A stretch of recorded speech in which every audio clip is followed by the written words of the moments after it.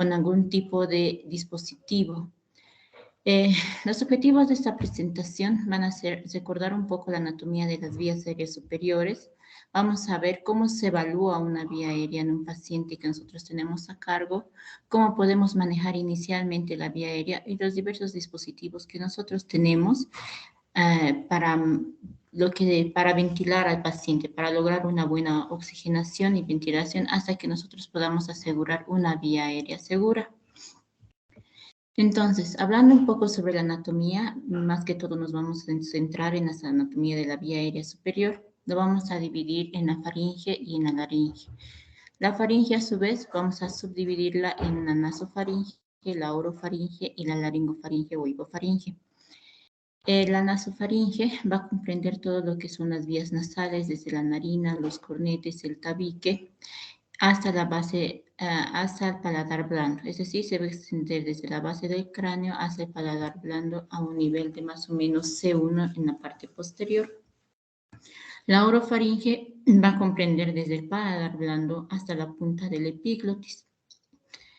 Y mientras que la laringofaringe o la hipofaringe va a comprender desde la punta del epiglotis al cartílago cricoides, abarcando en la parte posterior de C4 a C6. Después viene la laringe. La laringe va a ser esa porción del tracto respiratorio que se va a encontrar entre la laringofaringe y la tráquea. Este va a tener aproximadamente de 5 a 7 centímetros de longitud y va a abarcar desde C4 a C6 en la parte posterior. Va a estar formada entre su estructura por cartílagos, ligamentos y músculos, y también comprende al hueso ioides. En la parte anterior se va a abrir a los músculos infraioideos, en la parte lateral se va a unir a los lóbulos de la tiroides y la vaina carótida, y también vamos a ver que va a contener los músculos para la fonación y las cuerdas vocales. La laringe va a estar compuesta por cartílagos, especialmente 3 pares y 3 impares. Los pares, que van a estar encargados de las cuerdas vocales y de toda su fonación, van a estar formados por los aritenoides, los cuneiformes y los corniculados. Y los impares van a ser el cartílago tiroides, el cricoides y la epiglotis. Todos estos van a conformar lo que son a la laringe y sus cartílagos. En cuanto a las membranas, la más importante es la membrana cricotiroidea. Esta, como ya sabemos, va a ser un acceso de emergencia en caso de alguna obstrucción a nivel superior de la vía aérea superior, donde nosotros vamos a poder realizar la cricotiroidotomía. También se pueden realizar otro tipo de procedimientos, como por ejemplo la intubación retrógrada. Y también la administración translaringia de anestésicos en caso de que se necesitara. Entonces, es una vía aérea de urgencia en caso de que nosotros lo necesitemos. Entre los músculos tenemos divididos entre grupos intrínsecos y grupos extrínsecos. Los grupos intrínsecos lo que hacen son 2 funciones. Abren y cierran epiglotis y van a tensar las cuerdas vocales. Entre estos tenemos el cricoaritenoideo lateral, el posterior y el aritenoideo transverso. Y los grupos extrínsecos van a ser aquellos que se van a encargar del movimiento de la laringe durante la deglución. Ahora, ¿qué hacemos cuando vemos a un paciente con dificultad respiratoria o un paciente que va a entrar a un procedimiento, ya sea programado o de urgencia? Siempre hay que evaluar en la totalidad al paciente, pero una vez que hemos llegado a la vía aérea hay que evaluar la forma y tamaño de la boca, de la nariz, de la mandíbula, del cuello, si existen o no masas, alteraciones anatómicas, tumores, lesiones que nos puedan advertir si es que la vía aérea va a ser difícil de manejar, tanto de ventilar como de intubar. Existen ciertos factores como la obesidad, la limitación de la apertura bucal, la macroglosia, la micrognatia, la protrusión de incisivos superiores. Si el paciente tiene cuello corto y grueso, dientes sueltos y placas que nos van a advertir que puede ser dificultoso el manejo de esta vía aérea. También algunas enfermedades provocan que nosotros tengamos cuidado al manejar al paciente. Por ejemplo, si el paciente tiene artritis, el paciente va a tener una disminución en la movilidad del cuello. Va a haber una inestabilidad de la columna cervical. Si tiene infecciones, ya sea en el piso de la boca, la amígdala, la faringe, tenemos que tener en cuenta que la vía aérea puede estar edematizada. Los tumores también pueden causar obstrucción de la vía aérea o comprensión intrínseca o desviación de la tráquea. La acromegalia, hay una hipertrofia mandibular, un aumento del tamaño y una extrusión de la lengua. La esclerodermia nos va a causar una rigidez cutánea y una disminución de la movilidad mandibular. El síndrome de Down, como vemos a los pacientes, tienen la característica de tener una lengua grande, una macroglosia. ¿No? Y en la diabetes mellitus se puede ver que el paciente va a tener una disminución de los movimientos atlanto-occipitales. Entonces, todo esto hay que tener en cuenta cuando uno ve al paciente. En este caso, si nosotros vamos a manejar su vía aérea, ¿no? Tenemos que hacer una buena anamnesis, ver siempre a los pacientes si tienen o no placas dentales, porque muchas veces estos son causas de obstrucción en la vía aérea. Entonces, como aquí llamamos una ventilación difícil y aquí llamamos una vía aérea difícil. La ventilación difícil va a ser la incapacidad de mantener una saturación por arriba del 90% y no vamos a poder revertir los signos de una adecuada ventilación o de una inadecuada oxigenación, aún utilizando una mascarilla a presión positiva y un oxígeno al 100%. Y una vía aérea difícil, vamos a ver que va a haber dificultad tanto en la ventilación con mascarilla facial o en intubación o en ambas. Y todo va a depender del ambiente clínico, del tipo de paciente, del estado del paciente y de la habilidad del operador. Nosotros en anestesiología utilizamos ciertos predictores de la vía aérea difícil que nos van a indicar si es que nosotros vamos a necesitar otro tipo de instrumentos para poder acceder a la vía aérea difícil. En este caso tenemos, por ejemplo, la clasificación de Mallampati, que se realiza pidiendo al paciente que abra la totalidad de la boca y que saque la lengua. Ahí nosotros vamos a poder evaluar las estructuras que se encuentran dentro de ellas. Si nosotros observamos el paladar blando, el paladar duro, el paladar blando, la úvula completa, los fauces y los adenoides, entonces es un grado 1. Si nosotros ya observamos que no se puede ver lo que son los pilares amigdalinos ni las adenoides, es un grado 2.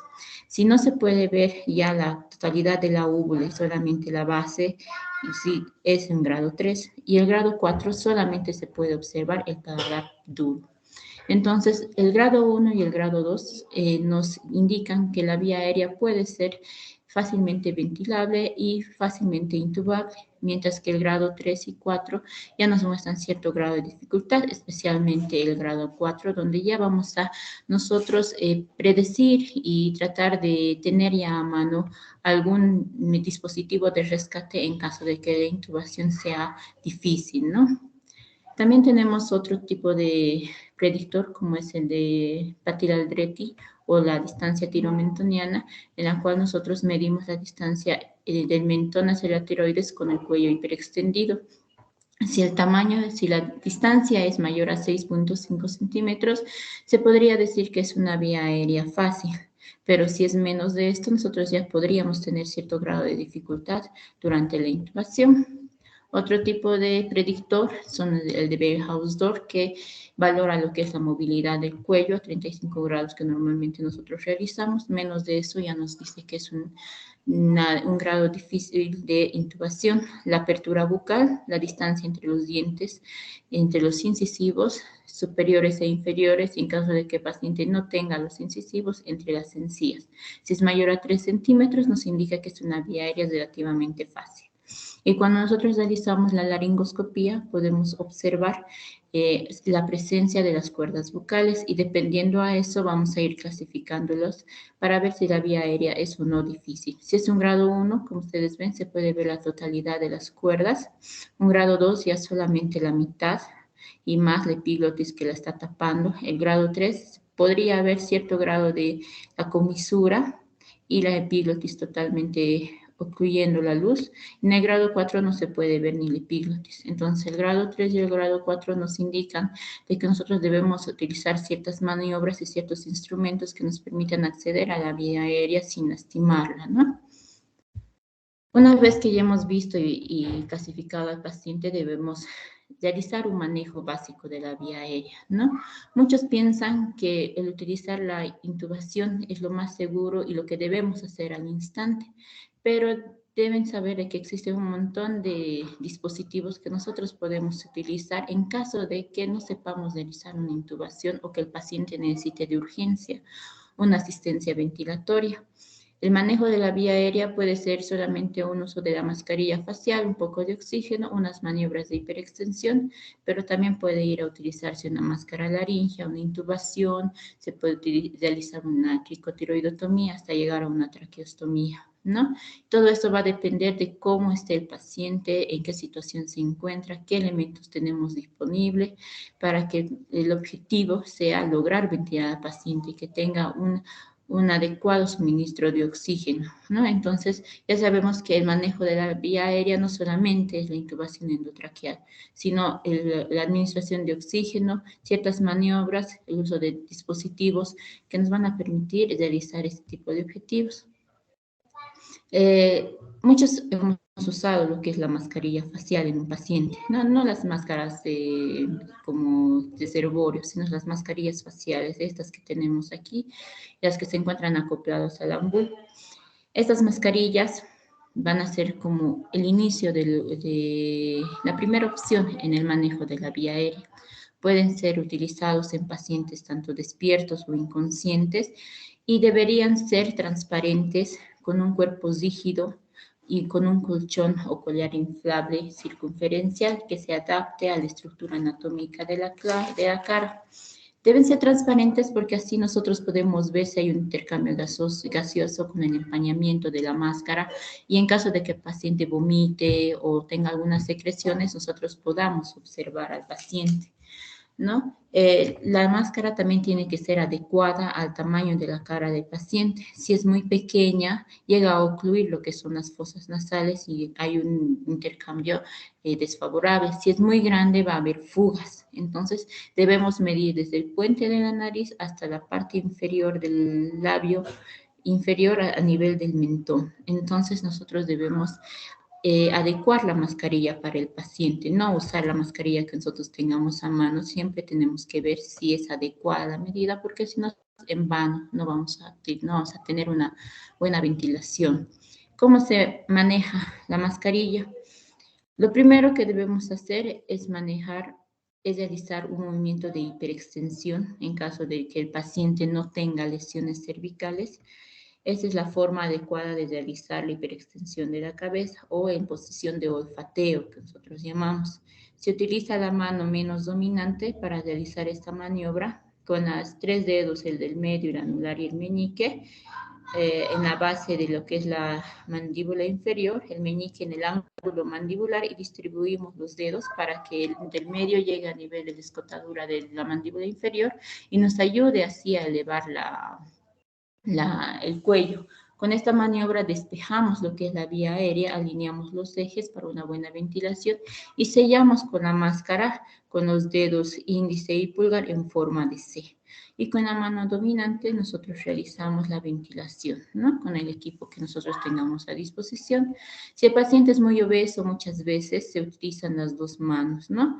Hay que tener en cuenta también en pacientes con edad avanzada, que también nosotros tenemos que tener un poco de maniobras, ¿no? Con las dos manos para poder sellar bien la mascarilla, ¿no? Y tener una adecuada ventilación. Si nosotros realizamos este movimiento de hiperextensión de la cabeza, sellamos bien la máscara, no es necesario nada más para que el paciente ventile, que nosotros logremos ventilar al paciente, porque hemos despejado la vía aérea. Ahora, en caso de que nosotros no podamos realizar, a pesar de la maniobra de hiperextensión, una buena ventilación al paciente, puede ser que esté bloqueada la vía aérea, sea porque la lengua se haya caído o porque el paciente tenga una vía aérea corta. Entonces, en pacientes gordos, por ejemplo, en pacientes obesos, sí hay cierta dificultad en el manejo de la vía aérea. Y en pacientes ancianos que no tengan la dentadura completa, no hay ese soporte que nosotros podemos dar con la máscara para que ellos ventilen correctamente. Entonces, se utilizan este tipo de cánulas, que son las cánulas de Mayo de Guedel, que tienen en su interior un canal que nos van a permitir introducir lo que son las ondas de aspiración en caso de que hayan secreciones, ¿no? Lo que van a hacer es abrir la vía aérea y mantener la vía aérea permeable. No va a estar aislada, pero sí va a estar permeable. Entonces, nosotros lo seleccionamos de acuerdo al paciente. Se mide desde lo que es los incisivos de la boca hasta lo que es el lóbulo de la oreja. El tamaño adecuado va a ser el que nosotros vamos a introducir. Como ustedes pueden ver, hay de diversos tamaños. Hay desde el 000, que son para neonatos, hasta el número 6, que ya son para adultos más grandes, ¿no? Unos por lo menos de más de 100 kilos. Están clasificados por colores que son universales, ¿no? ¿Cómo se introduce esta cánula de Guedel? Se lo coloca de forma que la curvatura esté mirando hacia arriba en un inicio. Se introduce los 2/3 de la cánula y se lo gira. Se da una vuelta de 180 grados para terminar acoplándose a la curvatura del paladar blando. Y se lo termina de introducir hasta que la boquilla llegue a nivel de la comisura de la boca. Una vez que nosotros realizamos la colocación de la cánula de Guedel, procedemos a realizar la maniobra de hiperextensión de la cabeza y el sello con la mascarilla y ventilamos al paciente. Ustedes van a ver la gran diferencia que existe cuando el paciente está obstruido y cuando nosotros colocamos la cánula de Guedel. El paciente inmediatamente ventila mucho mejor, hay una expansión del tórax, buena saturación. Entonces, este tipo de cánulas es muy bueno para facilitar lo que es la ventilación del paciente, pero tienen que tener en cuenta de que al nosotros introducir hacia la parte de atrás de la región de la hipofaringe va a producir cierto reflejo nauseoso. Entonces, esto es más indicado en pacientes que están inconscientes, ¿no? Existen otro tipo de cánulas que son las cánulas nasofaringeas, que es más adecuada para aquellos pacientes que aún están semiconscientes o que están totalmente conscientes y tienen el reflejo nauseoso intacto. Se utiliza también en situaciones donde nosotros vamos a realizar una intubación nasotraqueal para la preparación de la vía aérea a nivel de lo que es las narinas, ¿no? No se debe utilizar en aquellos pacientes que nosotros sospechamos fractura de base de cráneo, ni que tengan ciertos tipos de traumatismos nasales significativos, una estenosis severa, una atresia de cavidades nasales, epistasis masiva, coagulopatías. Hay que ver su beneficio, si realmente nos va a servir la introducción de la cánula nasofaringea al paciente. La introducción se lo hace de igual manera, midiendo primero lo que es el tamaño adecuado del paciente, que se realiza desde las narinas hasta el lóbulo de la oreja.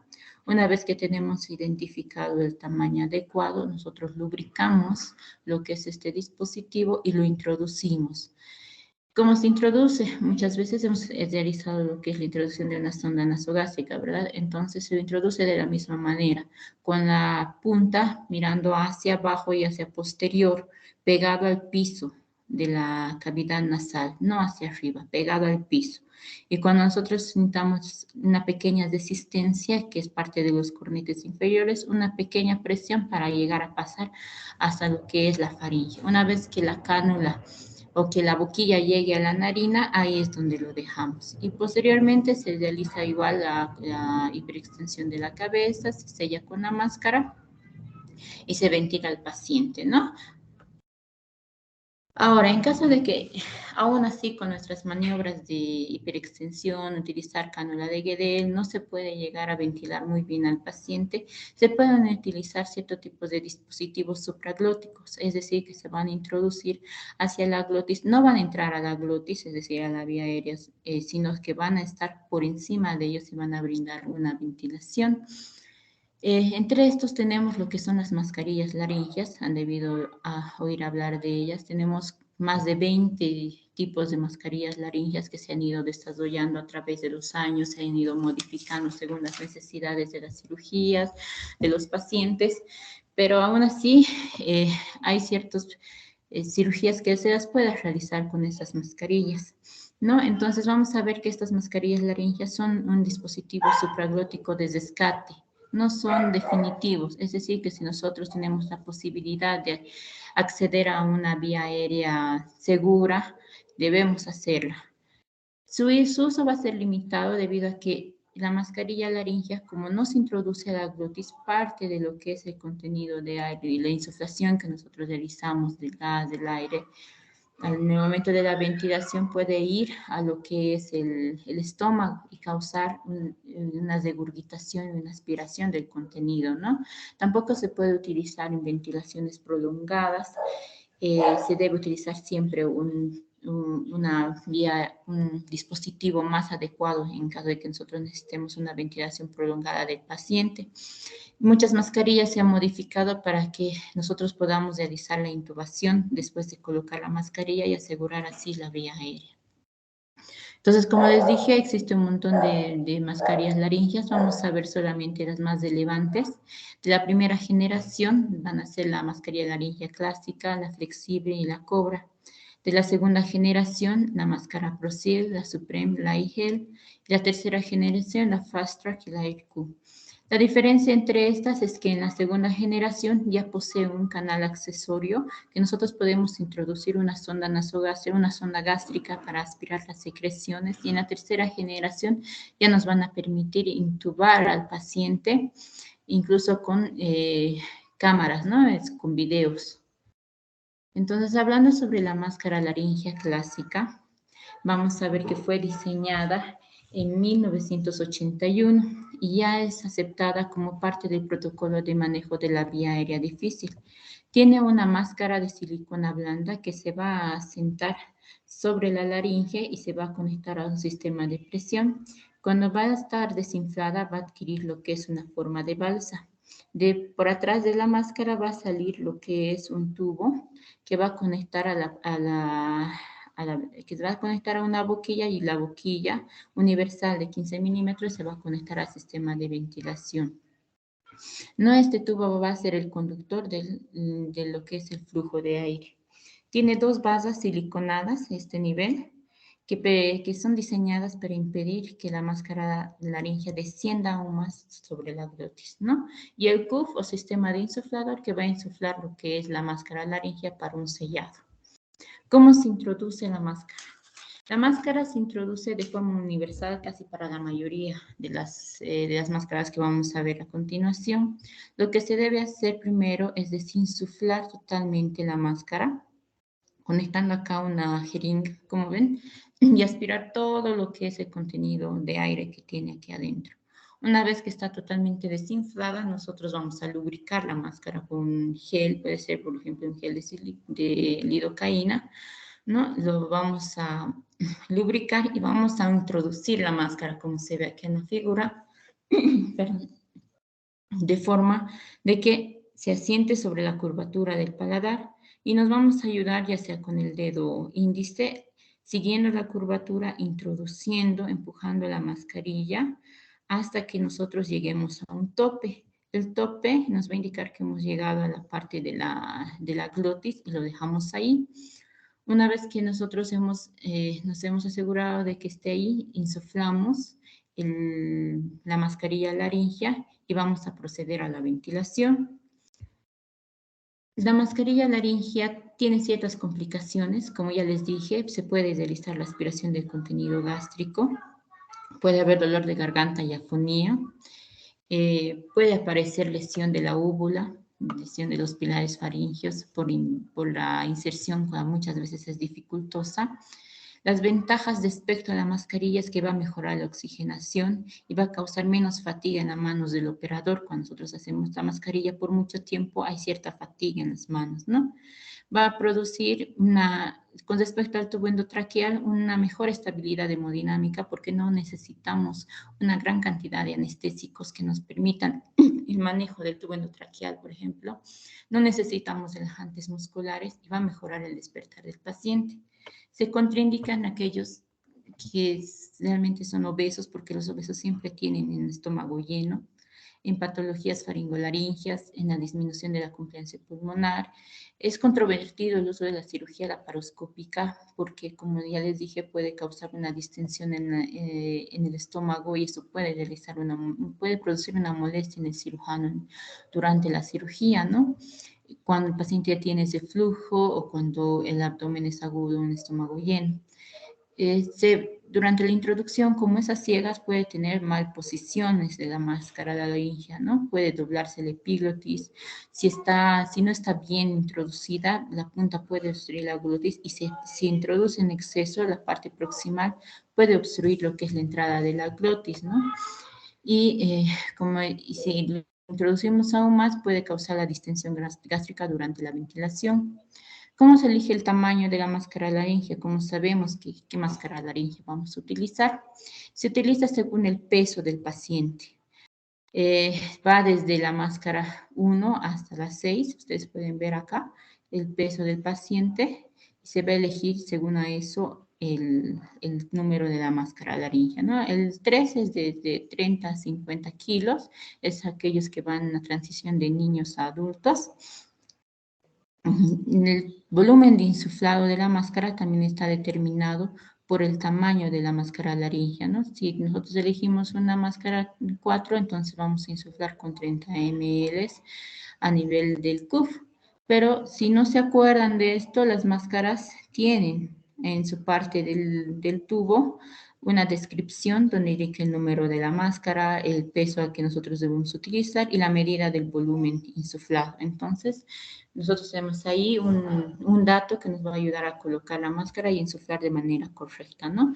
Porque si nosotros insuflamos más de lo que está acá determinado, puede llegar a causar una compresión de la mucosa y posterior necrosis. Y si nosotros no inflamos con el volumen adecuado, hay fuga. Después de eso se creó lo que es la máscara laringea flexible. Se vio que la clásica en ciertas situaciones, en ciertas cirugías, puede llegar a acodarse y causar una obstrucción del flujo. Entonces se crearon diversos tipos de máscaras, ¿no? Como esta flexible, que tiene, como ustedes ven, una espiral de alambre de acero que le da mayor flexibilidad. Es un tubo más delgado, más estrecho y más ancho. Y está usado más que todo en cirugías pediátricas, en otorinolaringologías, procedimientos odontológicos, todo lo que es cirugías de cabeza y cuello, porque nosotros cuando realizan este tipo de cirugías no tenemos un libre acceso a la vía aérea, entonces muchas veces si utilizamos la máscara laringea clásica se doblan, se acodan y nosotros no nos damos cuenta, ¿no? Mientras que con esta máscara no vamos a tener esa dificultad, ¿no? Este tipo de dispositivos, como es la cobra, se utiliza más que todo en pediatría, ¿no? Hay 8 tamaños para pediatría. Tiene, como su nombre lo indica, la punta tiene forma de cobra y su cabeza se va a sentar en la hipofaringe y la va a sellar, ¿no? Y la parte del balón va a ayudar a elevar la base de la lengua y va a sellar así la orofaringe para evitar un escape durante la ventilación. Ahora vamos a entrar a ver lo que son las máscaras de segunda generación. Estos van a ayudar a mejorar lo que es la protección de la vía aérea frente a la aspiración y la mala posición. Como ustedes ven, tiene incorporado un canal gástrico que va a estar adosado al tubo de la vía aérea, por donde puede pasar una sonda gástrica para la aspiración del contenido. Este tipo de mascarillas van a ser mucho más grandes que la clásica y van a ejercer menos presión contra la mucosa. Y va a ser fácil de insertar en el primer intento con una ventilación más efectiva del 99 al 100%. Como ustedes pueden ver también está reforzado con un alambre en espiral que nos va a proveer de una mayor flexibilidad, ¿no? Tiene igual su cuff incorporado para la insuflación de la mascarilla, su conector universal de 15 milímetros y ya cuenta con un protector de mordida en caso de que el paciente quiera morder este dispositivo y no llegue a ocluir la vía, ¿no? Como se introduce, igual que la mascarilla clásica, nosotros realizamos la desinflación de lo que es la mascarilla, lubricamos la mascarilla, muchos tienen lo que es este introductor metálico para que ya no introduzcamos con el dedo como en la mascarilla clásica. Entonces, siguiendo la curvatura de lo que es el paladar, nosotros introducimos la máscara, nos ayudamos con el introductor más metálico hasta llegar al tope, ¿no? Una vez que llegamos al tope, hemos llegado ya al sector de la glotis, lo dejamos ahí y lo insuflamos. Tenemos los diversos tamaños según el peso del paciente, el volumen que nosotros debemos insuflar, ¿no? Estos casos también, por ejemplo, esta mascarilla ProSig nos puede permitir el paso de un fibroscopio, como en el número 4 o en el número 5, el número de tubo gástrico en que nosotros podemos utilizar en las diferentes máscaras y dificultosamente, en caso necesario, podemos llegar a intubar al paciente, pero con unos tubos relativamente delgados, ¿no? Luego se creó lo que es la máscara laringea Supreme, que es desechable y es mejorada que el Prosil, ¿no? Como ustedes pueden ver, también tiene un acceso para un conducto gástrico que nos va a permitir la aspiración de contenido. Tiene un bloque antimordida. Tiene también un introductor que va a funcionar también como una fijadora a nivel de la comisura bucal. La parte de la punta ha sido reforzada para evitar que se doble durante la introducción de la máscara laringea. La característica que tiene unas aletas epíglotas que van a prever la obstrucción del tubo de ventilación y van a evitar que la máscara se deslice más allá del epiglotis, ¿no? Su curvatura está en forma de J y nos va a permitir una mejor adaptación a lo que es la vía aérea superior. Está construida de un material de PVC y como ustedes pueden ver, es también la máscara de silicona, ¿no? Igual viene por números, según el peso del paciente, el volumen de insuflación y la introducción es la misma que las anteriores, ¿no? Siguiendo la curvatura de la vía aérea. La máscara laringea y gel se diferencia de las demás de que no va a tener un manguito insuflador, sino va a estar compuesto de un gel elastomérico. Y una vez que se introduce, ese se adapta a la vía aérea en 1 a 2 minutos, ¿no? Se ajusta a la hipofaringe, perdón, de 1 a 2 minutos después de su colocación, ¿no? Tiene un bloque de mordida incorporado, un canal gástrico como las anteriores, con su salida en el extremo distal. Tiene también como una placa, un detentor del epiglotis, que ahí se queda fijada la epiglotis una vez que se le introduce. Por su curvatura se estabiliza en la cavidad bucal, ¿no? Y tiene también un mejor sellado de la faringe al ser adaptable a la anatomía. Viene de diversos tamaños, como ya hemos visto con todas las máscaras, clasificado por colores de forma universal y según el peso, ¿no? Aquí podemos ver un cuadro donde nos va a ver la diferencia, donde podemos ver la diferencia entre la mascarilla clásica y los diferentes tipos de mascarillas de segunda generación. Como vemos, la mascarilla clásica no va a aislar del tracto digestivo a la vía aérea, no va a tener un tubo de drenaje, no se puede pasar una sonda nasogástrica, una sonda gástrica, perdón. En las mascarillas de segunda generación, generalmente nosotros podemos utilizar sin meter los dedos, ¿no? Tienen su propio introductor, son de un solo uso generalmente, tienen su bloqueador de mordida y se puede introducir el tubo endotraqueal a través de su canal accesorio. Luego se crearon otros tipos de mascarillas, ya que se necesitaba, en caso de que se necesite intubar al paciente, muchas veces la vía aérea tiene que ser asegurada, como ya hemos visto en ciertos tipos de procedimientos o en caso de urgencias, ¿no? Entonces se crearon estas mascarillas que permiten la intubación. Una de ellas es la Fast Track, que tiene un éxito cercano al 90%. Lo favorable de esta es que no necesita realizar una movilización cervical para la introducción de la mascarilla. Entonces, en pacientes con sospecha de lesión cervical, en ciertos traumatismos, se puede utilizar este tipo de mascarillas, ¿no? Es efectiva para la ventilación e intubación, es decir, que mientras nosotros intubemos, podemos ir ventilando, ¿no? Sella mejor la vía aérea, no hay mucha presión sobre la mucosa, se puede utilizar en pacientes despiertos o bajo anestesia y se tiene que usar solamente tubos especiales que ingresan a la mascarilla, ¿no? Se puede ver que tiene diversos tipos de tamaños, no hay tamaño pediátrico y el volumen de insuflado, ¿no? Las indicaciones en pacientes ventilables o no ventilables, que no sean ventilables y de urgencia, ¿no? En pacientes con inestabilidad cervical, en patologías faringes, no se debe usar en patologías faringes o esofágicas Y estas mascarillas, en sus desventajas es que los tubos endotraqueales que nosotros utilizamos son de alta presión y bajo volumen y pueden lesionar la mucosa, ¿no? Se la introduce igual que una mascarilla normal, o sea, una mascarilla laringea, siguiendo la curvatura, ayudándonos con su mango metálico. Y para la introducción del tubo, lubricamos el tubo siguiendo la mascarilla laringea y la curvatura. Una vez que llegamos a la boca de la máscara, nosotros realizamos un movimiento hacia arriba de la mascarilla con el introductor metálico, cosa de que nosotros acomodemos la entrada de la mascarilla a la glotis y podamos introducir lo que es el tubo, ¿no? Una vez que el tubo esté dentro, lo fijamos, insuflamos lo que es el balón del tubo y retiramos cuidadosamente la mascarilla siguiendo lo que es la curvatura de la hipofaringe. La C-Track es una mascarilla que es parecida a la Fast Track, pero como ustedes pueden ver, tiene una cámara incorporada en la punta de la mascarilla, donde nosotros podemos ver directamente lo que es una vía aérea, ¿no? La AirQ, que es una mascarilla más amplia para facilitar la intubación, tiene forma de J, se acopla más a la anatomía, y existe un modelo autopresurizante que no necesita la insuflación, que se insufla durante la ventilación. Si nosotros ventilamos al paciente, se insufla la mascarilla.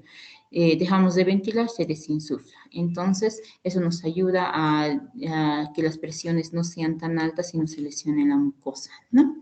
Otro tipo de dispositivos que nosotros podemos utilizar en caso de que no tengamos a mano la máscara facial y no podamos intubar son los tubos laringeo, el combitubo y el ICI-tubo, ¿no? El tubo laringeo, que nos va a permitir introducir a ciegas este dispositivo, no es de solo una luz, no necesitas un laringoscopio para introducirlo. Tiene un balón esofágico y uno faríngeo que una vez introducido se insufla. Les voy a mostrar más o menos acá. Entre los dos balones se puede ver que tiene múltiples entradas y salidas de aire, ¿no? Se introduce a ciegas, como se puede ver. Una vez que se introduce el tubo, se insufla lo que es el balón de la parte de arriba, la parte proximal, para fijarlo el balón, y posteriormente se insufla lo que es el esofágico para evitar lo que es la regurgitación, ¿no? Y realizamos la ventilación, y la ventilación sale por estos orificios el flujo de aire, ¿no? Tiene viene por tamaños, según el tipo de paciente, según el peso, por colores y el volumen que nosotros debemos insuflar. Luego tenemos lo que son los combitubos, que a diferencia del tubo endotraqueal son unos tubos de 2 luces, ¿no? Aquí podemos ver, ¿no? Cada una de estas luces tiene una conexión proximal y una apertura distal. Todos estos tienen, por debajo del balón distal, vamos a tener unos 8 orificios que nos van a proveer de ventilación, y aparte distal, también aquí a la salida tenemos también otro orificio, ¿no? Los dos balones se van a insuflar, el de proximal se va a insuflar con 40-100 cc con 40-100 cc y se va a quedar alojado en la hipofaringe. Y el de abajo va a ser de 40-85 cc que va a quedar alojado en el esófago, ¿no? Y va a evitar lo que es el paso del contenido gástrico a la vía aérea. ¿Cómo se utiliza este combitubo? Nosotros introducimos el combitubo, ¿no? ¿Verdad? A ciegas. Se puede, muchas veces, la mayoría de las veces, el 90% de las veces va a introducirse a lo que es el esófago. Nosotros vamos a inflar los dos balones y vamos a hacer la prueba en dónde hemos intubado, porque también podemos intubar en la tráquea. Entonces, ¿qué se hace? Se utiliza primero el tubo, la ventilación por el tubo 1, ¿no ve? Si nosotros hemos intubado en el esófago, el tubo 1 va a dar el volumen de aire hacia lo que son los orificios que está abocado a nivel de la glotis, y vamos a ver una insuflación del tórax. Si nosotros hemos conectado el tubo a lo que es el esófago, entonces esta ventilación nos va a dar a una distensión gástrica. Nosotros realizamos, digamos, la intubación a nivel traqueal. La parte distal de lo que es el tubo 2 también va a tener un agujero que nos va a permitir la ventilación en caso de que realicemos la intubación a nivel traqueal, ¿no? Entonces, Como hemos visto, existen diferentes tipos de dispositivos y no es necesariamente el tubo endotraqueal para el manejo de la vía aérea. Sin embargo, debemos asegurar una vez que tengamos la vía aérea ya aperturada, ya tengamos ventilada, tenemos que asegurarnos. Entonces, lo mejor es utilizar un tubo endotraqueal. No voy a entrar mucho a hablar sobre esto porque el manejo del tubo y la intubación es para personal calificado y entrenado, ¿no? Ustedes saben que el tubo tiene diversos componentes parecidos a los que hemos visto anteriormente. Se utiliza la laringoscopía para la introducción. Tenemos la clasificación de la utilización del tubo según el peso, según el tamaño en caso de recién nacidos y niños. No se puede utilizar una fórmula para evaluar qué tipo de número de tubo debemos utilizar. Y también para adultos generalmente se utiliza del 7 a 7,5 para la mujer y del varón del 8 al 8,5, ¿no? Entonces tenemos que tener en cuenta de que cuando nosotros tengamos un paciente que no pueda ventilar, veamos cuál es la causa, qué es lo que podemos utilizar a mano, tengamos a mano si no podemos intubar. Y lo primero que tenemos que hacer sí o sí es ventilar al paciente para que tenga una buena oxigenación y nosotros después asegurar la vía aérea, ¿no? Ya venga un profesional capacitado para realizar la intubación, pero por lo menos no vamos a perder tiempo para el paciente, que es muy importante, y lograr una buena ventilación hasta que nosotros podamos asegurar lo que es una vía aérea, ¿no? Eso sería todo. No sé Muchas si... gracias, doctora. La verdad, muy buena su ponencia. El manejo de dispositivos de la vía aérea es algo primordial que un médico debe conocer, ¿no? Entonces, ahora vamos a proceder con las preguntas que tenemos de los estudiantes. Aquí tenemos una. En caso de ser un recién nacido, ¿qué medidas se debería tomar para hacer una buena intubación? Y si tiene alguna repercusión una vez recuperado el recién nacido. Bueno, prácticamente el tema no era de intubación, ¿no? Sino de manejo de dispositivos en caso de emergencias. Pero las maniobras que se deben realizar en un recién nacido, los recién nacidos y los niños tienen una vía aérea muy diferente a lo que son los adultos, ¿no? Y en estos casos muchas veces es más complicado realizar la intubación. Incluso las características del tubo son diferentes. Estos no tienen balones para los recién nacidos. Las palas también para la laringoscopía son rectas, no son curvas como utilizamos para los adultos. Y el manejo de la vía aérea generalmente siempre se necesita ayuda porque se debe elevar lo que es la parte de la como les digo, de la parte de atrás de la cabeza para que nosotros podamos alinear los ejes. No es como en el adulto que elevando y hiperextendiendo la cabeza nosotros podamos alinear los ejes, ¿no? En un recién nacido y en un niño es mucho más complicado, ¿no? Y eso sería parte de otro tema de exposición, el manejo de la vía aérea en el niño, porque como le digo, hay que repasar lo que es la anatomía en el recién nacido para que ustedes puedan entender cómo es que se realiza una buena alineación de los ejes y la intubación, ¿no?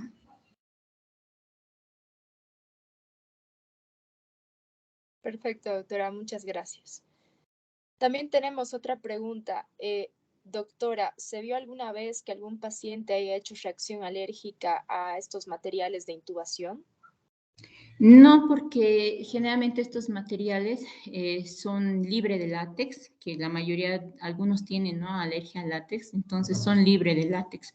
Generalmente se utilizan las siliconas o los PVC y no he visto a ningún paciente que haya tenido reacciones a estos, ¿no? Porque como les digo, son libres de látex, no tienen, en ninguno de sus componentes va a ver que tienen látex.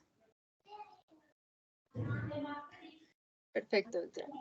Desde el Perú nos dicen, excelente ponencia, doctora. Una consulta. En una emergencia por un paciente asfixiado por broncoaspiración, ¿cuál sería el mejor dispositivo para usar? Bueno, en caso de una broncoaspiración hay que ver qué tipo de material se ha aspirado, ¿no? Muchas veces cuando nosotros tenemos una broncoaspiración, ya sea de una semilla, de algún material, se puede utilizar las máscaras laringeas que nos van a permitir el paso del fibrobroncoscopio. ¿no? Por ejemplo, la máscara Supreme, la iGel o la Fast Track pueden permitir el paso de un fibrobroncoscopio. Mientras ventilamos, el neumólogo o el personal capacitado puede introducir lo que es el fibrobroncoscopio y realizar la extracción del material que se ha aspirado, ¿no? Entonces, es una gran facilidad que nosotros tenemos porque con el tubo endotraqueal, el tubo ya está ocupando parte de lo que es la vía aérea y no nos va a permitir pasar el fibrobroncoscopio y peor aún sacar el material aspirado, ¿no? Mientras que con la máscara laringea se puede hacer ambas cosas, ventilar y sacar el material con el fibrobroncoscopio, ¿no? Esa es una forma de tratar estas broncoaspiraciones que se ve en niños, ¿no? Más que todo. Perfecto, doctora.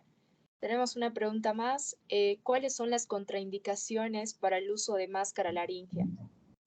Bueno, como ya les he mencionado arriba, las contraindicaciones para este tipo de dispositivos van a depender mucho del estado del paciente, ¿no? En pacientes obesos no se recomienda mucho utilizar porque estos pacientes siempre tienen el estómago lleno, ¿no? Entonces puede haber una regurgitación.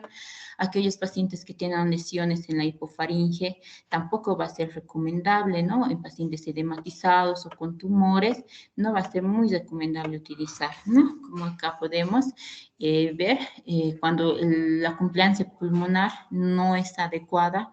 Entonces nosotros lo que hacemos con la presión positiva no lanzamos el volumen adecuado, no tenemos una buena presión para que nosotros podamos mantener el funcionamiento pulmonar adecuado, ¿no? Se dice también que en pacientes con reflujo gastroesofágico no se debería utilizar. Ahora bien, es controvertido el uso en las cirugías, especialmente abdominales, porque un paciente necesita una relajación muscular adecuada para ese tipo de cirugías. Y como son cirugías abdominales, muchas veces la máscara laringea no sella por completo la glotis, sino que siempre va a haber un escape del contenido ventilatorio hacia el estómago. Entonces, lo que va a causar que se distiende el estómago y moleste al cirujano, ¿no? Ahora, si son cirugías bajas, digamos, de abdomen bajo, podría ser utilizado, ¿no? Pero tampoco está contraindicado, ¿no? Hay que ver, evaluar, como ven, generalmente las contraindicaciones son universales para todas las máscaras laringeas, pero hay que ver si nos beneficia o no nos beneficia, ¿no? La utilización de la máscara.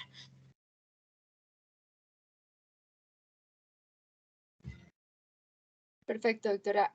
Creo que ya no tenemos más preguntas, así que muchas gracias por estar aquí, por su tiempo, por su excelente ponencia, por transmitir el conocimiento que tiene con nuestros estudiantes, también doctores que lo ven desde otros países, otras ciudades, y gracias por todo. Un Nada, aplauso, por favor, a la doctora. ya. Muchas gracias a ustedes por la paciencia y por haberme escuchado. Espero que les sirva y no se olviden que el no saber intubar no significa que no puedan manejar una vía aérea, ¿no? Ya han visto que existen diferentes dispositivos y solamente una maniobra puede cambiar la vida del paciente, ¿no? Muchas gracias. Así es, doctora. Gracias. Bueno, chicos, ahora vamos a continuar con la otra ponencia. Vayan al otro link que mandan a los grupos de WhatsApp. Gracias.